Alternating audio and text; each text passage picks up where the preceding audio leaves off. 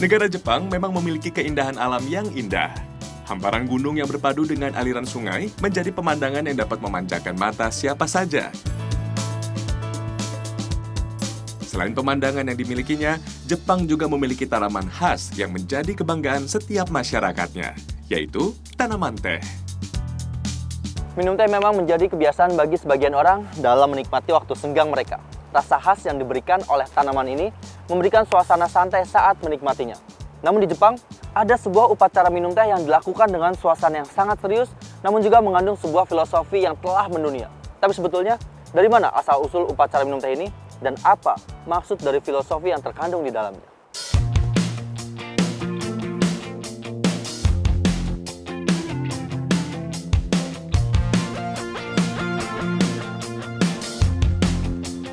Teh sudah menjadi minuman favorit bagi para penikmatnya. Aroma dan rasa yang timbul dari olahan tanaman teh semakin memanjakan lidah para penggemarnya. Dengan mudah mereka dapat menemukan hasil olahan teh di berbagai tempat. Namun, di balik kenikmatan rasanya, ternyata teh memiliki sejarah kelam dalam perjalanannya. Tanaman yang datang dari negeri tirai bambu Tiongkok ini memiliki nama lain Camellia sinensis. Iklim wilayah Tiongkok yang hangat dan lembab membuat teh tumbuh subur. Sebelum menjadi minuman, tanaman teh sudah digunakan selama bertahun-tahun oleh bangsa Tiongkok untuk pengobatan. Tanaman teh diyakini mampu membantu mengontrol pendarahan, menyembuhkan luka, dan memperbaiki pencernaan. Secara perlahan, kehebatan dan kelezatan yang dimiliki oleh daun teh menjadi komoditi yang paling diminati di seluruh dunia. Tak heran bila tingginya minat untuk mendapatkan tanaman teh membuat banyak terjadi konflik pada masa lampau. Salah satunya adalah Boston Tea Party.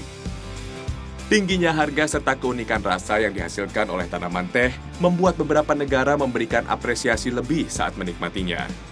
Negara Rusia, Inggris, Irak, Tiongkok, India, dan Jepang mempunyai tradisi dan upacara hanya untuk menikmati minum teh. Tanaman teh masuk ke negara Jepang dibawa oleh seorang pendeta Buddha bernama Eisai pada abad ke-12 saat pulang dari negara Tiongkok setelah dikirim oleh penguasa Jepang. Awalnya, teh yang dibawa oleh Biksu Eisai hanya digunakan untuk pengobatan serta ritual keagamaan di biara Buddha Zen. Namun seiring perjalanan waktu, perlahan ocha atau teh mulai digemari oleh para raja, bangsawan, dan samurai pada abad ke-15 dan ke-16. 多分要素があると思うんですけれども、まずはそのお茶っていうのは日本の言葉に日常茶飯事というのがありまして、お茶と飯ご飯ですねはもう日常のことであるっていう単語があって、非常に人々の生活の中で食事をする際にもなくてはならないものなんです。でも一方で、いわゆる茶道と言われるような精神文化にまで高められたものもあって、非常にお茶といっても、幅広い。 Lahirnya upacara minum teh di Jepang tidak terlepas dari ajaran Buddha Zen yang menjadi latar belakang datangnya tanaman teh ke negara ini. Upacara yang bersifat sangat religius merupakan ritual penghormatan kepada tamu dalam suasana kebersamaan.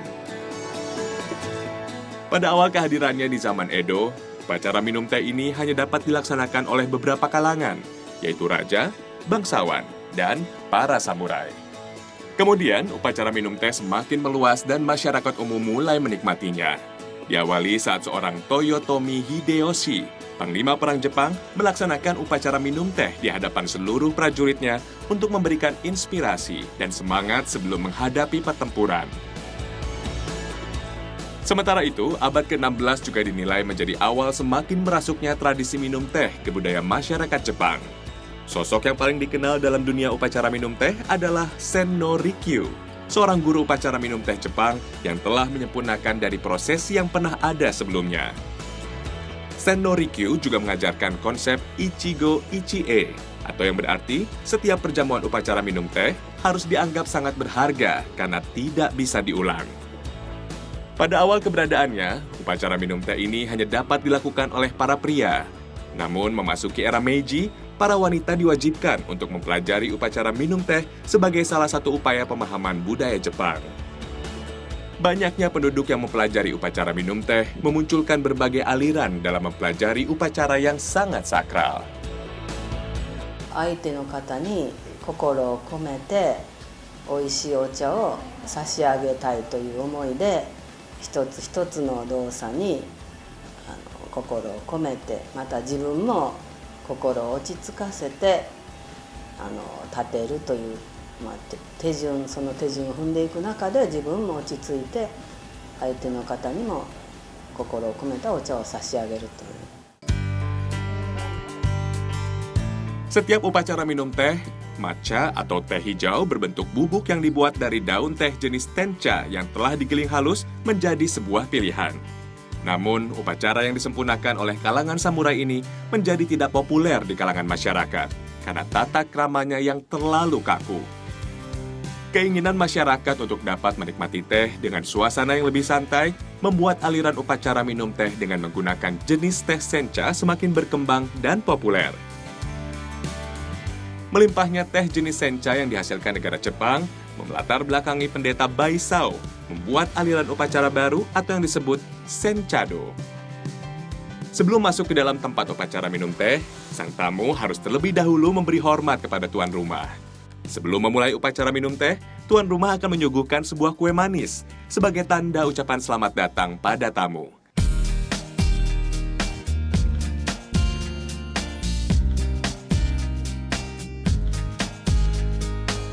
Setelah kue habis dimakan, sang guru menyiapkan teh untuk diminum.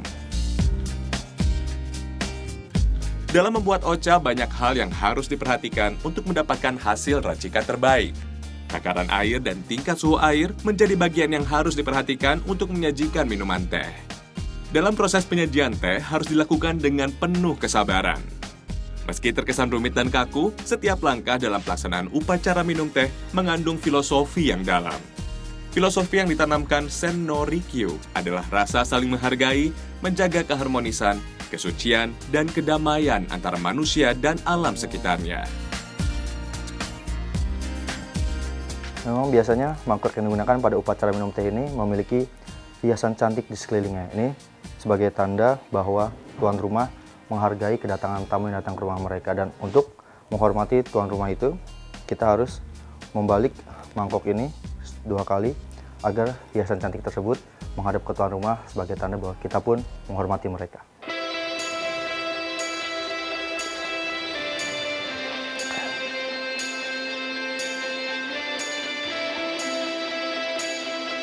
Seiring perkembangan zaman, makna yang terkandung dalam upacara minum teh perlahan mulai luntur. Derasnya arus modernisasi menjadi salah satu faktor yang menyebabkan tradisi budaya yang mereka miliki pudar dan mulai ditinggal kaum muda. Beragam olahan makanan yang terbuat dari teh menjadi salah satu upaya untuk semakin memperkaya warisan yang telah mereka miliki dan mulai memudar.